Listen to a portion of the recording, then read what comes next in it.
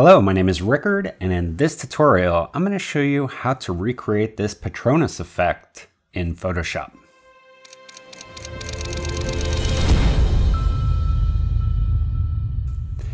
If you want to follow along in this tutorial, in the description of this video, I've included a link to all the assets that I used, and let's get started. All right, let's go to File, New, and we're going to start by changing this to pixels, and I'm going to make 2000 by 3000, and I want this to be 72 dpi.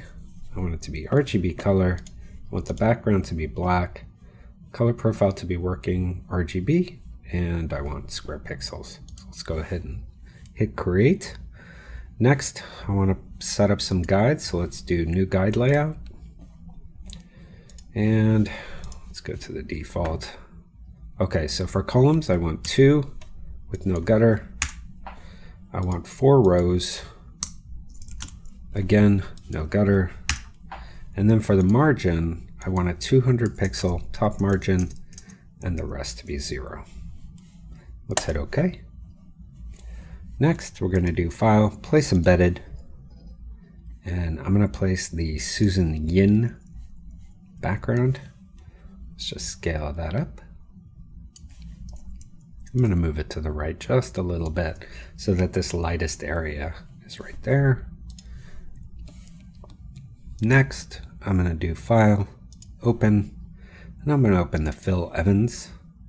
And what I want to do here is I want to cut out this background, or sorry, these rocks down here so that I can use them as a surface that my main subject is going to be standing on. So to do that, I'm going to use the lasso tool. So I'm going to just zoom in until I can see everything I want to select, and then go on my lasso tool and just select around the area that I want. And I tried this with the quick selection tool and it did not do a good job, which is why I switched to the lasso.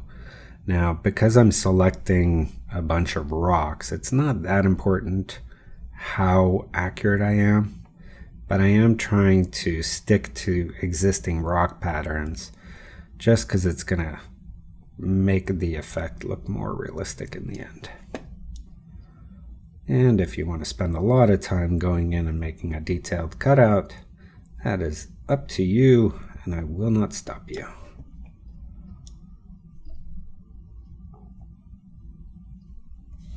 But that's going to do fine for me. I'm going to go select and mask and turn on some edge detection. I'm just going to look at this edge, see if I can clean it up a little. Turn on some smoothing and some contrast. And that looks good to me.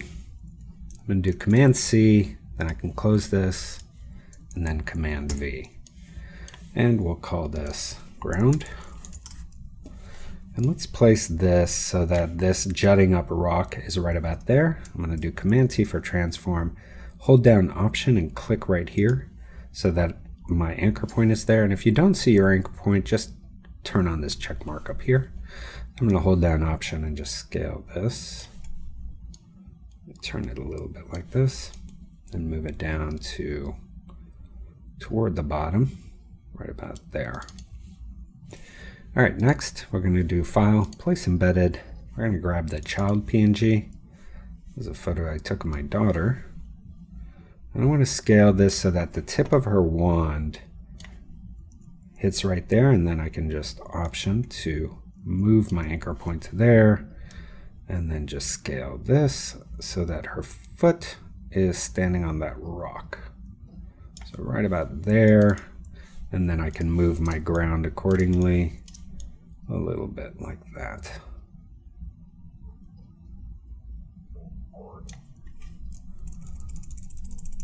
And I think that looks pretty good. All right, so we now have her in place. Next, I'm going to do File, Place Embedded, and we're going to grab the Smoke Fog 27. And if you've bought my Atmosphere pack, you'll find this inside, otherwise it is in the assets. We're just going to make that the size of the document, put it underneath the ground here, and set the opacity to say around 40%. Looks good. All right, next I'm going to do File, Place Embedded, and I'm going to grab the stag PNG. Just going to scale this, place it so that it's centered right on there, and then increase the size to about there, so about 70%. Let's hit the check mark.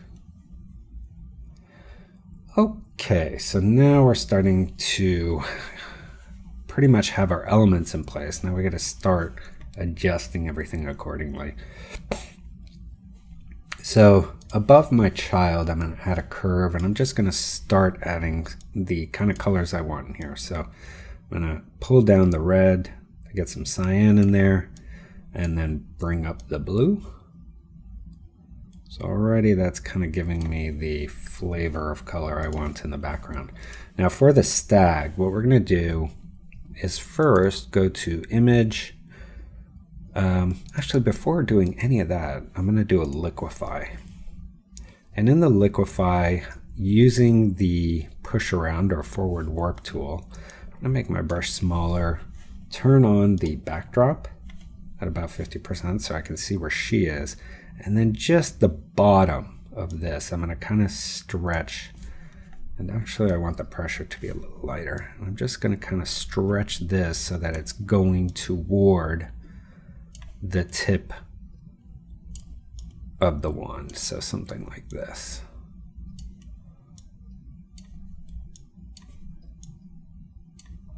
And that should do the trick. Good. Next, I'm going to go to Image, Adjustments, and Gradient Map. And this is where we're going to color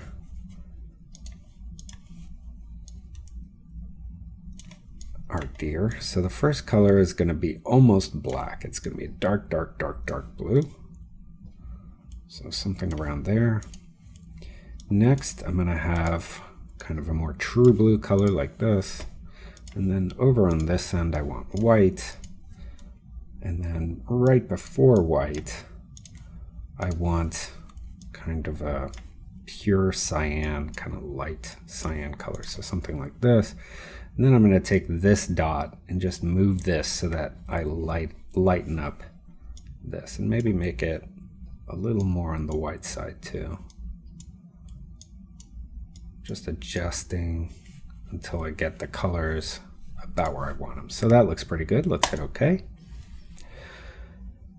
All right, and then the last thing we're going to do is go to Image, actually Filter, Stylize, Oil Paint. And let's zoom in here, and we can turn off our guides for now. To do that, I'm going to do Command semicolon. And actually, before I do that, what I want to do is make another copy of this layer and make another copy of our stag, turn that top layer off, fill this new layer that we added with black. So to do that, I'm going to make sure my foreground color is black and then do Option, Delete, or Alt Backspace on a PC.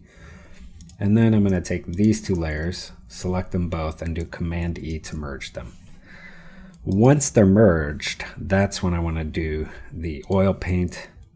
And you'll see that it actually smooths out the edges a lot better when you have a black background. So you want to max out the stylization, probably max out, well, you can adjust this to your liking, but I'm going to max out the cleanliness. And scale, we'll leave that maxed out too. So let's hit OK. Put the shine on really low or just turn it off altogether. Actually, just having a tiny bit of it does help. So let's hit OK. All right, then we're going to put this on screen. All right, now as you can see, it's too dark. I mean, it's too light behind here. So we're getting this, you know, we're just not getting that nice light effect that we want here. So the light is coming from this layer here. So what I'm going to do is I'm just going to make a elliptical kind of behind here like this. Let me move that to right there. And then holding down Option, I'm going to click on the mask. So that's going to mask out that area behind the deer. And then what I can do is, oops, in my properties under the mask, I can just turn on feathering. I want to feather it until you cannot see that I made that selection anymore, but it'll still be darker behind there. So something like that. All right, already that's looking pretty cool. I think I can move the stag up just a little bit. So I want to make sure I have both those stag layers selected and just move it up a tiny hair there like that. All right, and then on this top stag layer, you'll notice that's the one without the oil paint effect. So I'm actually going to add the oil paint effect to this one, but what I want to do is take down the stylization until I'm getting a nice nose and ears. So those are the things I'm worried about. So those are the things that I'm kind of looking at here when adjusting this. I just worried about those eyes and the nose.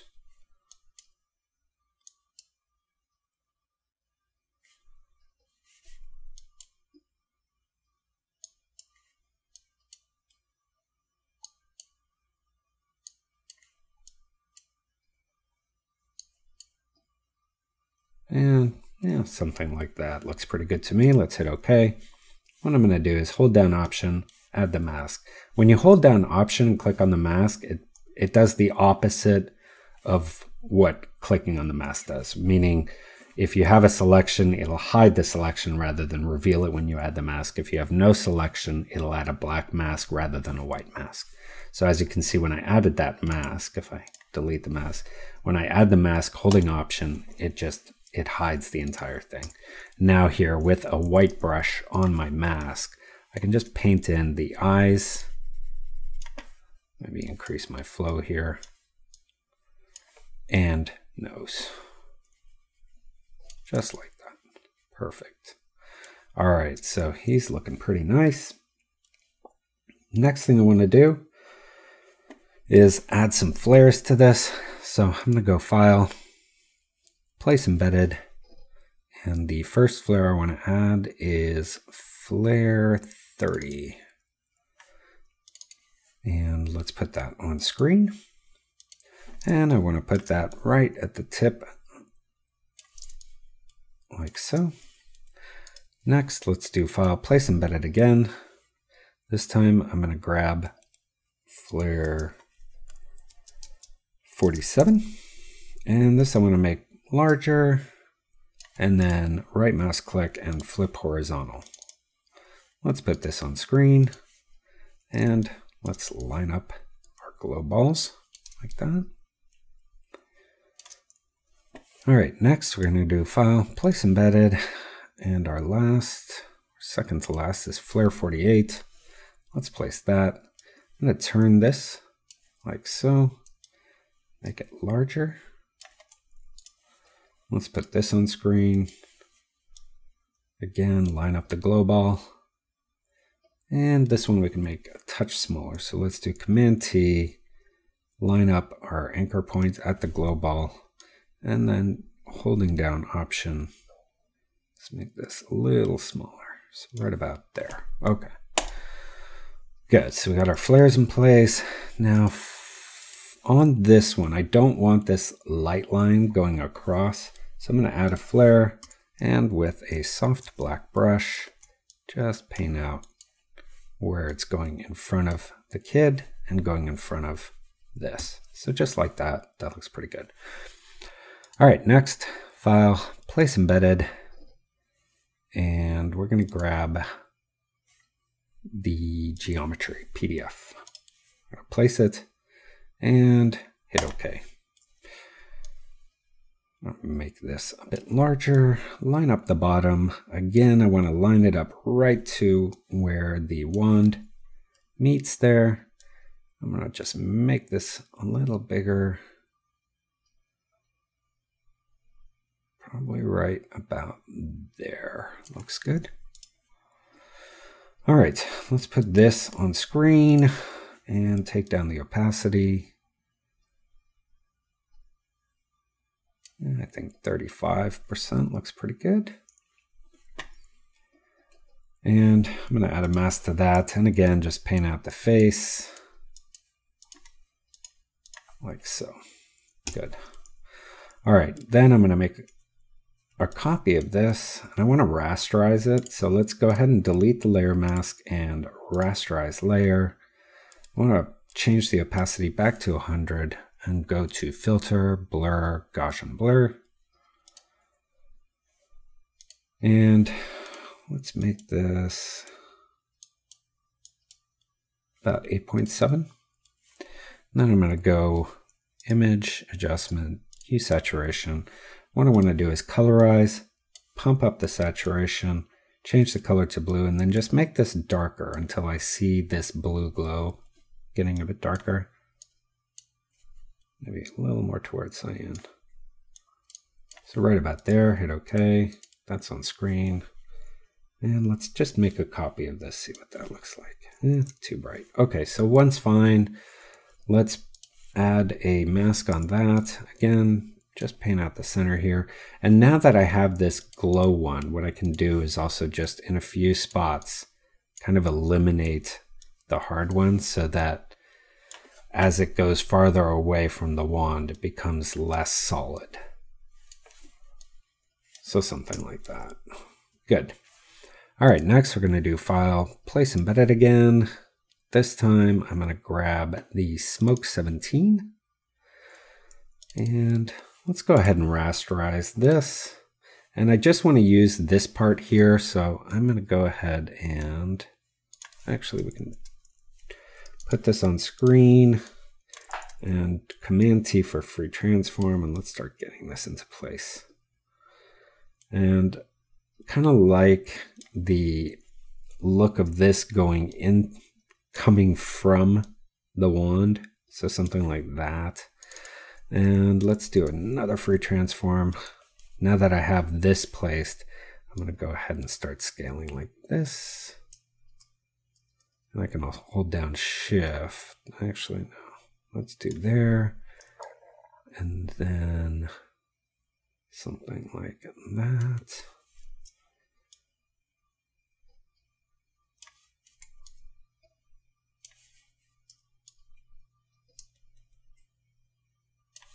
So something like that looks pretty darn good. All right, now I need to adjust the color of that smoke. So I'm going to do Command M for curve, go to red, take out almost all the red. So it becomes kind of cyany color, and then just pump up the blue to compensate for that. Get a little more glowy blue color. Let's put a mask on that. Just cover up where it's on top of the face. Then I'm going to do File, Place Embedded. This time we're going to grab the Smoke 15. And I want to use this area here. So I'm going to go ahead and just make a rough selection around this area. And then do Command J, and then I can just throw this away. And let's put this on screen.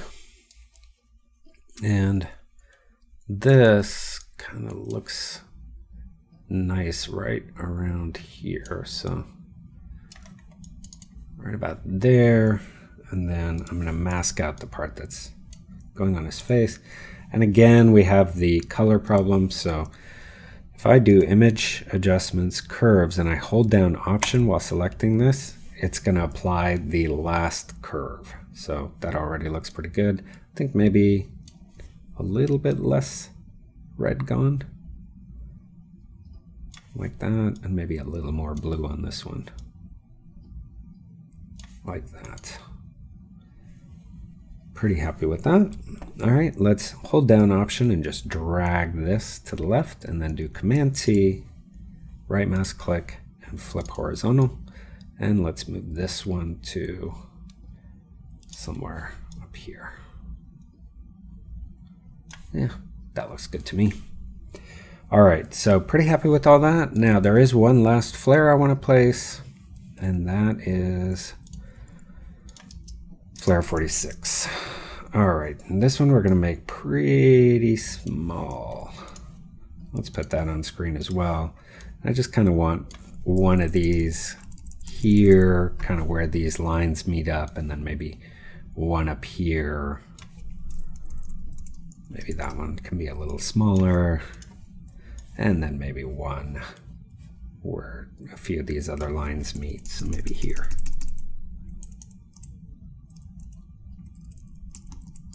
Right there, perfect. Okay, all right, next we're going to go to File, Place Embedded, and I want to grab the butterflies. So let's double click those. I'm going to make these bigger, hold down Option.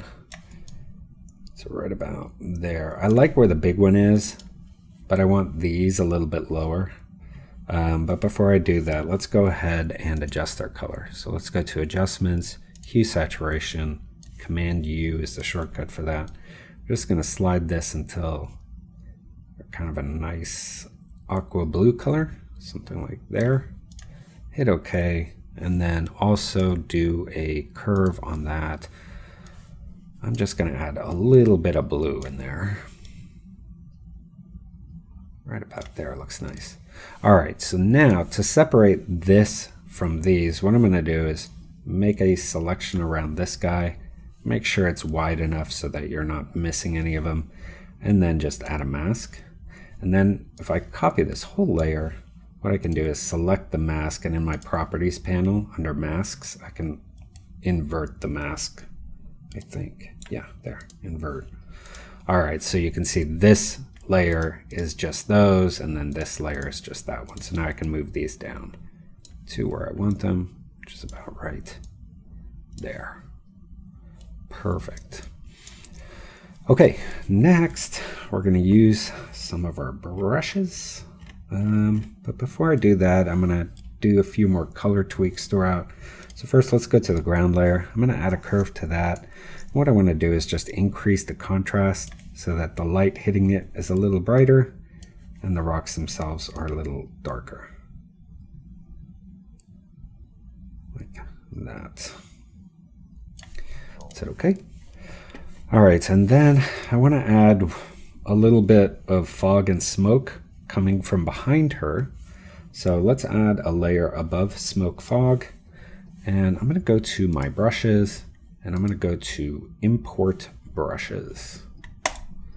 And then in the Assets folder, you're going to see Nuclei Sample Brushes. And when you load those, you're going to see two advanced, one advanced smoke brush and one advanced fog brush. These are from my Atmosphere bundle, which I'll include a link to in the description of this video. So let's select this background color, and then let's decrease our flow to 40 and change our brush to screen. What that's going to do is each time I paint over myself, it's going to make the color a little bit lighter. So let's make this brush a little darker. Now, as you can see, as I paint, this is becoming a much bluer color than the color I selected. And the reason for that is this curve layer. So let's Command Z and temporarily turn this curves layer off, just so as I'm adding this fog, it's not taking that color. So that's kind of how I want it. Now if I turn that back on, you'll see it's the right color. And then what I'm going to do is add a layer above my blue curve, which we'll call our blue curve, just so that we know what that is. I'm going to call this Atmosphere. And here I want to select this and just start painting kind of in front of her just a little bit, just so that we have a little mist in front of her, like that. Good. All right, then I'm going to go to the top, add a layer, and we're going to call this Sparkles. And if we go back to our brushes, under those Nuclei samples, you're going to see a medium dust. Again, this is from my dust pack, which is part of the Atmosphere bundle. So we're going to select that. We're going to make it significantly smaller. Make sure our foreground color is white. And then just around this light area, I'm going to make it even smaller, change the opacity to 100. We're just going to add some kind of sparkles that come out right around the wand here and around these lights.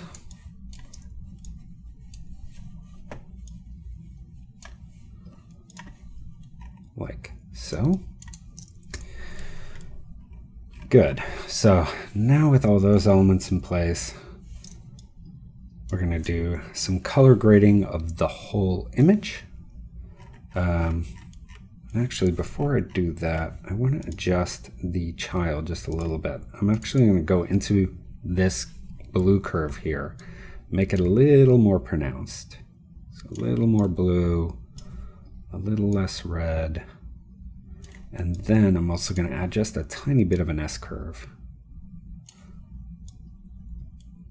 Good. And then on the child, I'm going to make a copy of the child, put that above the blue curve, and put it on screen. And then hold down Option. That's going to hide the whole thing. And then with a white gradient, radial gradient that goes from white to transparent, I'm going to select where the starburst is, kind of go down about halfway down her body. And what that's going to do is it's just going to add some light coming in like that. Let's see how that looks. Yeah, that actually looks better under the blue curve. So let's leave it under the blue curve. All right, and then at the very top, I want to add a gradient map. And for our gradient map, we're going to select kind of a bluish, dark cyan color. So something like this. And then on this end, I want to select kind of an aqua color like this. And let's put this on soft light. And let's see, before and after. So it's doing a little, it's pushing the darks a little too much. So what I can do to adjust that is just make this color a little bit lighter, like that. And then let's see on this one, something like that. That's a before and after there. Pretty happy with that. Okay, and then the other thing I want to do is add one of my grunge layers. Now, if you have my grunge pack, you can grab it. It's Nuclei Grunge 1. Otherwise, I will include this grunge in the assets as well. And I'll also include a video on how you can get all your overlays and all your assets into the libraries. I'll include a video I did specifically on that because quite a few people asked me about that. All right, so we're just going to make this the size of our whole document and put this on soft light and then change the opacity to 20. And what that's going to do is it's just going to kind of add texture over the whole image, make it look a little more painterly. Okay, next we're going to do our lettering. So if we go to our assets folder, you're going to see a font called Harry Potter font. So install that. Install checked. Okay. Now that we have it installed, I'm going to go on my text tool, T, select it here, Harry P, and I want to be centered and just start typing right. If we turn our guides on, basically I want to click right here. And we're going to type in lowercase Patronus. And let's select all, Command A, and then just make that larger. I want it to be probably around 320. I think looks good. And I also want to add an exclam at the end here. Not the prettiest exclam. Actually, but I do want it there, and I'm going to make that smaller so it's about the same size as the lowercase letters there. So like that, and then open this, your text palette here, select all the text again, and then just increase the tracking so it spreads across like that. Now you'll notice I have the O in the center. Whether you want to keep the O or not is up to you. I'm going to actually just get rid of it. Whoops. So delete it, replace it with a space. And now we have the Patronus happening right there. Okay, so one other thing is I kind of don't like this exclam. It doesn't look great. So what I'm going to do is I'm going to make a copy of this layer so I still have a typable text layer. Turn off the typable text layer and then rasterize this layer. What that's going to do is it's going to take the layer and turn it into pixels. I'm going to turn off my guides, zoom into the P here, and I'm going to steal this lightning bolt. So just select like that and then Command J to make a copy of that layer. We're going to bring this over here, make it a bit smaller with a transform. Maybe a little wider, oops, like that.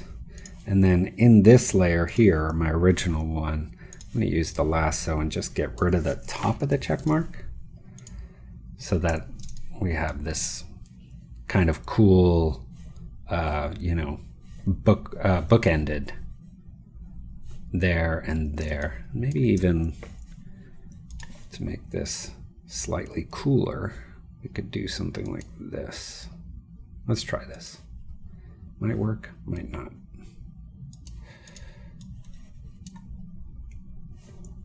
Do Command J on that.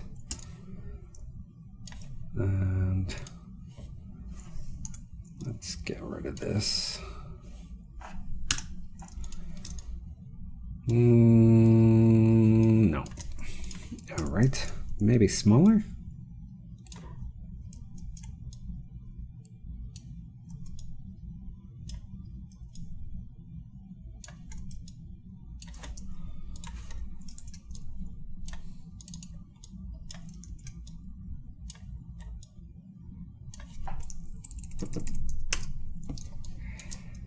That looks cooler. Yeah, still want that angle to match though.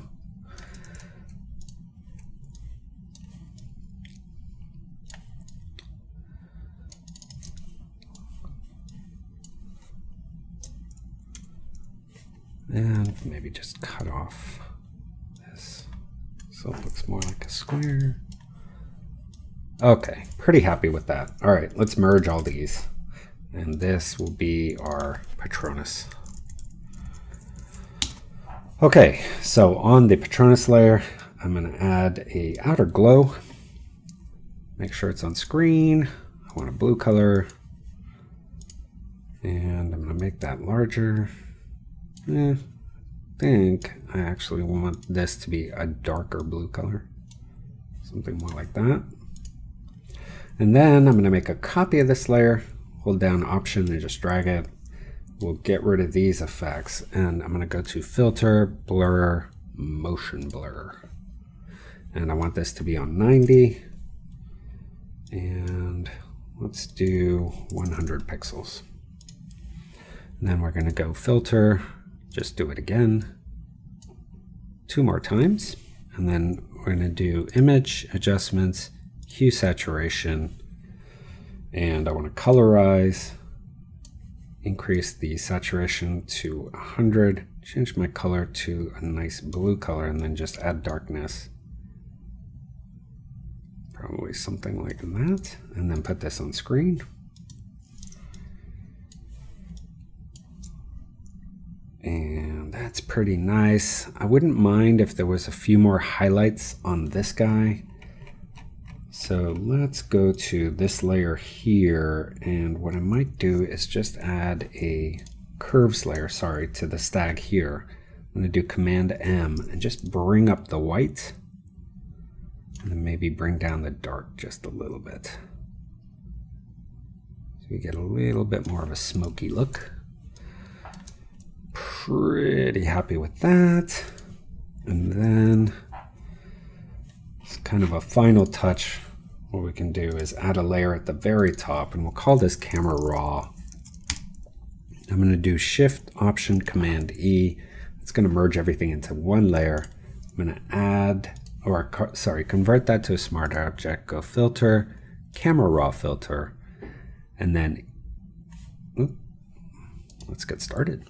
All right, and in this, I can just do some fine adjustments. So let's just maybe play with the tint a little bit. Add a little bit of contrast, a little bit of clarity, and a little bit of vibrance. Maybe increase the highlights just a little. And then in the VFX tab, just a little bit of vignetting and just a little bit of grain. Let's hit OK. And voila. So there you have it. That's how you create that Patronus effect in Photoshop. Hopefully you learned some things that you can use in your own composites and your own projects. If you like this video, please leave a like, leave a comment, share, and subscribe to my channel. Turn on notifications. Here's some other videos, and I'll see you next time.